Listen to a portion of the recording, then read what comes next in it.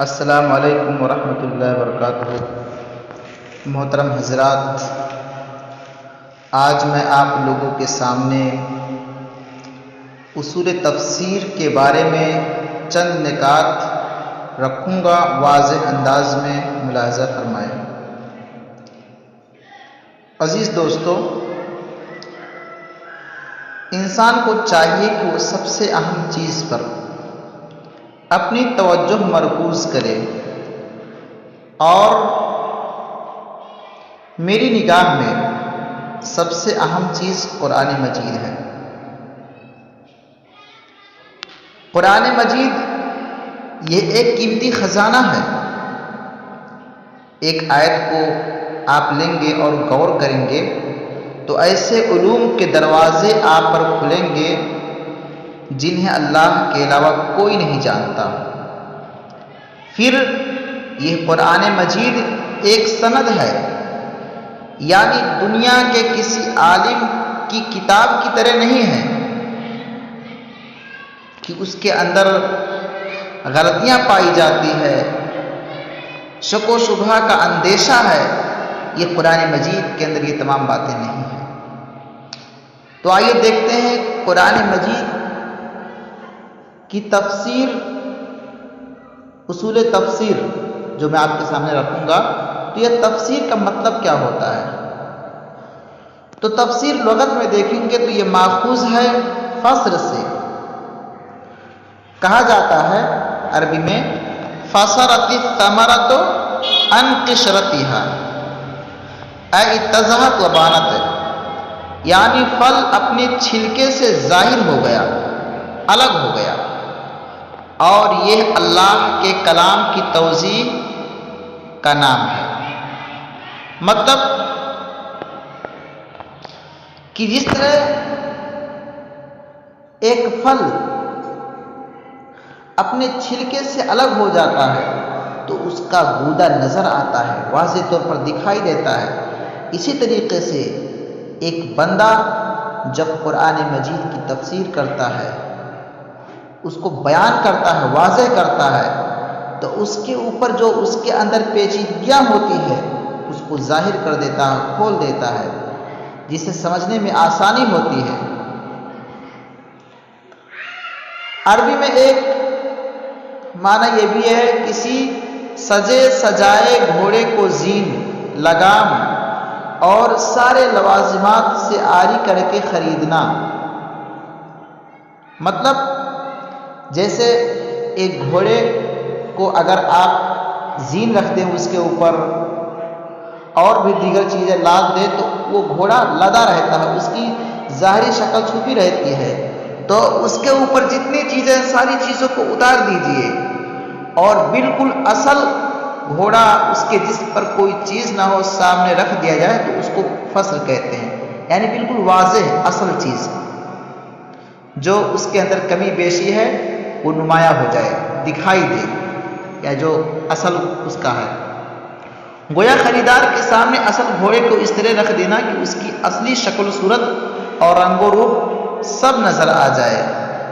گویا قرآن کے مطالب کو اس طرح کھول کر رکھ دینا کہ ہر سننے والے کی سمجھ میں آ جائے اور ہر پڑھنے والا اس کا مفہوم و معنی سمجھ لے۔ اس عمل کو تفسیر کہتے ہیں۔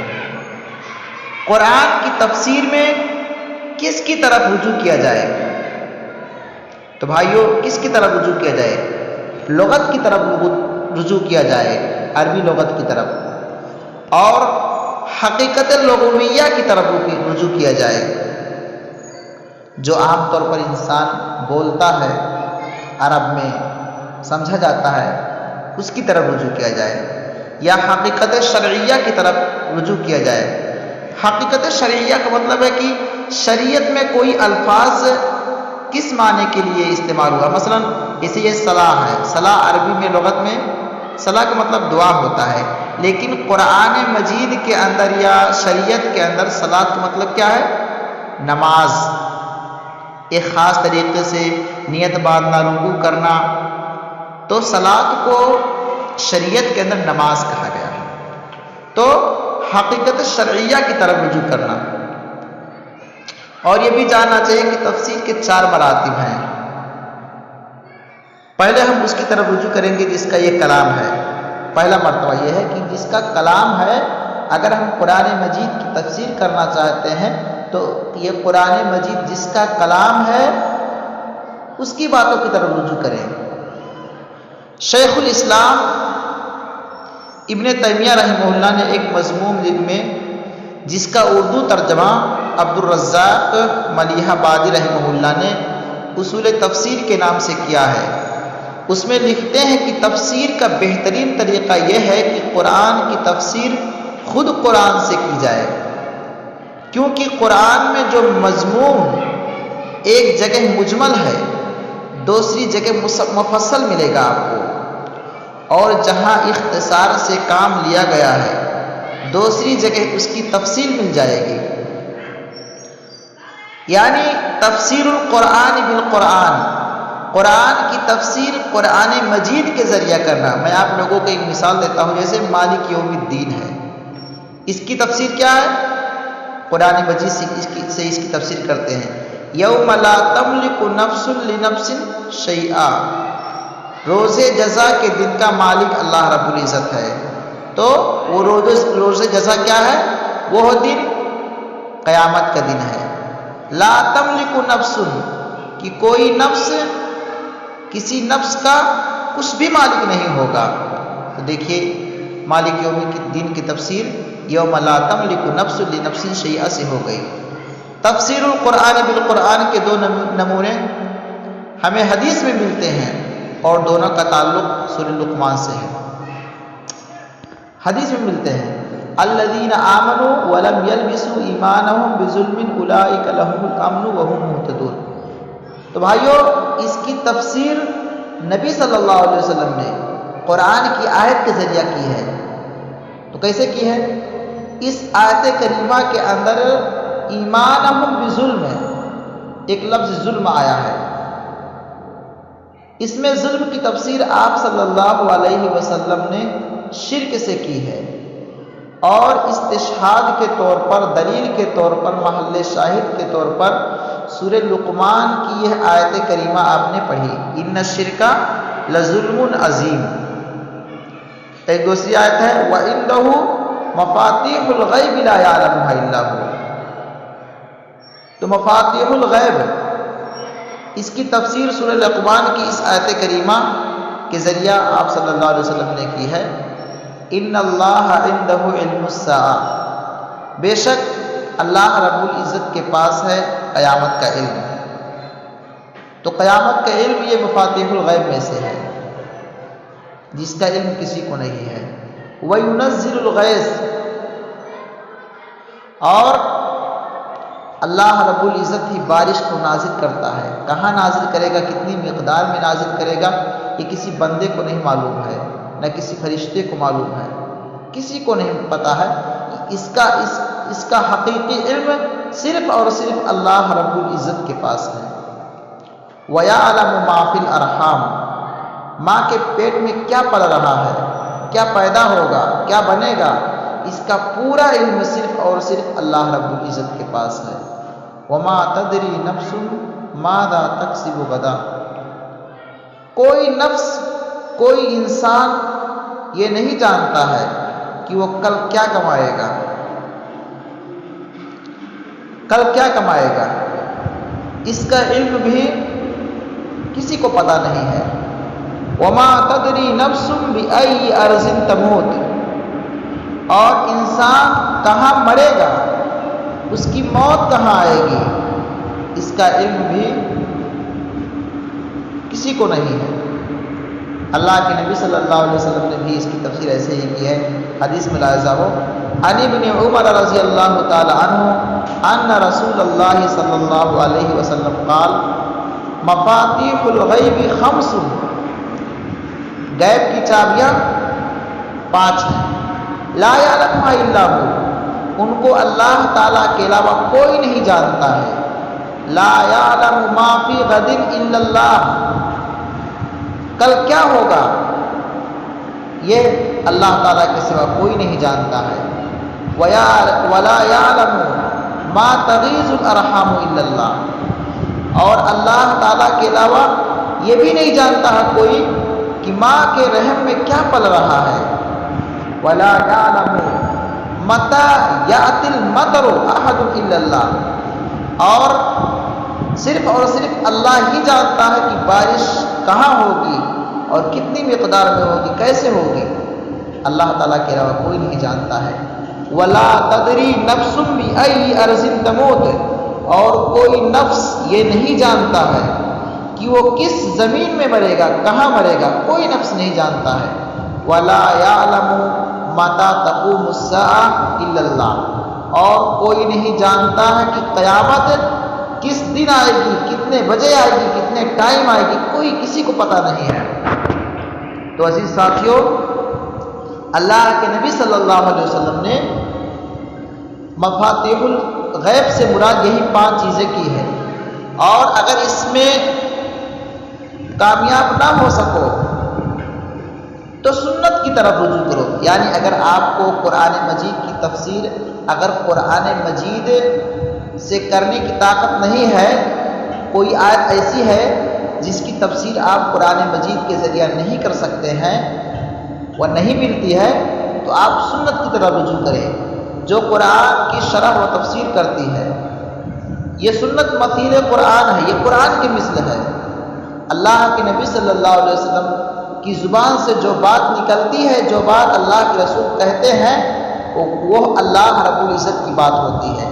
اللہ کے رسول اپنی طرف سے، اپنی چاہت سے، اپنی منشا سے کوئی بات نہیں کہتے ہیں، اور قرآن و سنت میں اس کی تفسیر نہ ملے تو اقوال صحابہ میں اس کی جستجو کرنا چاہیے۔ مطلب اگر سنت میں نہیں ملتی ہے تو آپ کو صحابہ کے اقوال میں ڈھونڈنا چاہیے۔ تو یہ دیکھتے ہیں تفسیر القرآن بالسنہ، قرآن کی تفسیر کرنا سنت کے ذریعہ، اللہ کے نبی کے فرمان کے ذریعہ، اللہ کے رسول صلی اللہ علیہ وسلم کے طور طریقے کو ڈھونڈا جائے، آپ کے اعمال کو دیکھا جائے، اس کے ذریعہ قرآن مجید کی تفسیر کریں۔ تفسیر القرآن باحادیث النبویہ لأنہ اعلم الناس بکلام اللہ، قرآن کی تفسیر نبی صلی اللہ علیہ وسلم کی احادیث سے، کیونکہ وہ لوگوں میں سب سے زیادہ اللہ کے کلام کو جاننے والے ہیں، کیونکہ وہ اللہ کے رسول ہیں۔ بھائیو، اللہ کے رسول ہیں، قرآن مجید ان پر نازل ہوئی ہے، قرآن مجید ان پر نازل ہوا ہے، تو ان سے زیادہ قرآن کے بارے میں کون جاننے والا ہوگا اللہ تعالیٰ کے علاوہ، اللہ تعالیٰ کے بعد۔ جیسے للذین احسنوا الحسنى وزیادہ میں زیادت کی تفسیر اللہ کے رسول صلی اللہ علیہ وسلم نے النظر الی اللہ سے کی ہے، یعنی اللہ رب العزت کی طرف دیکھنا۔ قیامت میں مومنین اللہ رب العزت کی طرف دیکھیں گے، اللہ تعالیٰ کا دیدار ہوگا، جیسا کہ حدیث کے اندر ہے عن صہیب رضی اللہ تعالی عنہ عن النبی صلی اللہ علیہ وسلم قال اذا دخل اہل الجنت الجنت قال یقول اللہ تبارک وتعالی تريدون شيئا ازيدكم فيقولون الم تبيض وجوهنا الم تدخلنا الجنة وتنجنا من النار قال فيكشف الحجاب فما اعطوا شيئا احب اليهم من النظر الى ربهم عز وجل۔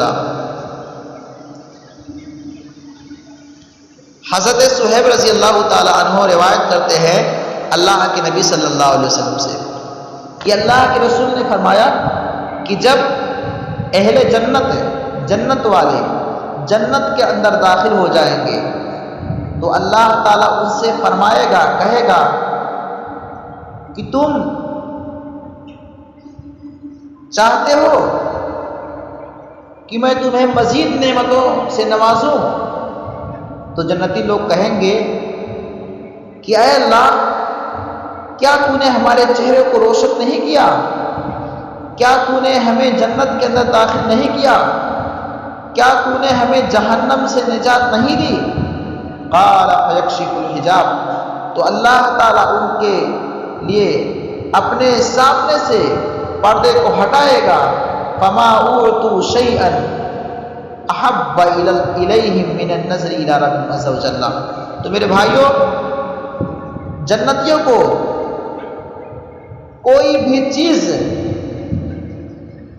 اس کے مقابلے میں، کوئی بھی نعمت اس کے مقابلے میں نہیں عطا کی گئی ہے کہ اللہ رب العزت اپنے چہرے کے سامنے سے پردہ ہٹا لے گا اور جنتی لوگ اللہ رب العزت کی طرف دیکھیں گے. تو یہ تھی اللہ کے نبی صلی اللہ علیہ وسلم کی احادیث کے ذریعہ قرآن مجید کی تفسیر کرنے کی دلیل. اب آئیے دیکھتے ہیں کہ صحابہ کے اقوال کے ذریعہ قرآن مجید کی تفسیر کی دلیل کیا ہے، کیسے لوگوں نے کیا ہے، اس کا ثبوت کیا ہے. تفسیر القرآن باقوال صحابہ لأنه اعلم الناس بلغت القرآن، کیونکہ قرآن کی لغت، قرآن کے الفاظ کے معنی ان سے زیادہ کوئی نہیں جانتا ہے. نبی کے بعد جن کا مقام ہے وہ صحابہ کرام کا ہے. قرآن کی تفسیر اقوال صحابہ سے، کیونکہ وہ بلا شبہ لوگوں میں سب سے زیادہ قرآن کی زبان کو جاننے والے تھے. اب ان کے بعد الرجوع الی کلام التابعین الذین اخذوا عن الصحابہ، ان تابعین کے کلام کی طرف رجوع کرنا جنہوں نے صحابہ سے لیا.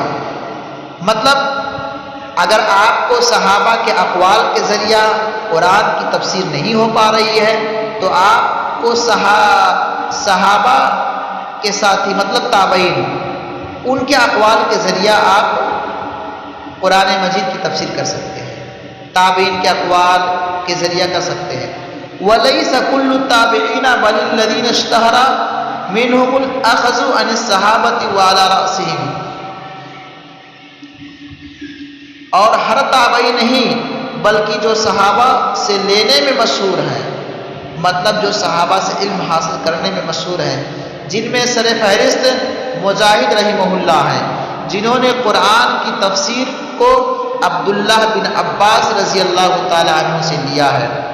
ثم بعد ذلك یؤخذ بالامثل فالامثل من اقوال ائمة هذه الامة وعلمائها، پھر اس کے بعد اس امت کے ائمہ اور علماء کے اقوال کو لیا جائے گا، مگر اس میں الامثل فالامثل بڑا پھر اس سے بڑا کا لحاظ رکھا جائے گا.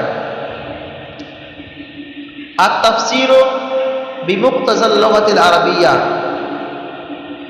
کلمہ کو معنی حقیقی کی طرف رجوع کرنا، اور وہ معنی لغوی ہے، یعنی کلمہ کا معنی جاننے کے لیے لغت عربیہ کی طرف رجوع کیا جائے. مطلب قرآن مجید کی تفسیر کرنے کے لیے آپ کو لغت کی طرف، عربی لغت کی طرف رجوع کرنا ہوگا کہ قرآن کے اس الفاظ کا معنی کیا ہے. اس کی دلیل انا انزلناہ قرآن عربیا لعلکم تعقلون، بے شک ہم نے قرآن کو عربی زبان میں نازل کیا تاکہ تم سمجھو. ان عقل القرآن یکون بمقتضى اللغة العربیہ، یعنی قرآن کا سمجھنا لغت عربیہ کے مطابق ہوگا، لیکن شرط یہ ہے کہ وہ لغت عربیہ کا عالم ہو. لیکن اگر حقیقت لغویہ اور حقیقت شرعیہ میں اختلاف ہو تو حقیقت شرعیہ کی طرف رجوع کریں گے. قواعد مذکورہ کے خلاف اگر کوئی اپنی رائے کے موافق تفسیر کرتا ہے تو یہ تفسیر بالرائے ہے اور تفسیر بالرائے حرام ہے. اور یہ اللہ تعالیٰ کے قول وَمَنْ أَظْلَمُ مِمَّنِ افْتَرَىٰ عَلَى اللَّهِ كَذِبًا میں داخل ہے. بس یہیں پر رکھتے ہیں، انشاءاللہ آئندہ درس کے اندر اسی علم تفسیر کے بارے میں اور باتیں بیان کی جائے گی.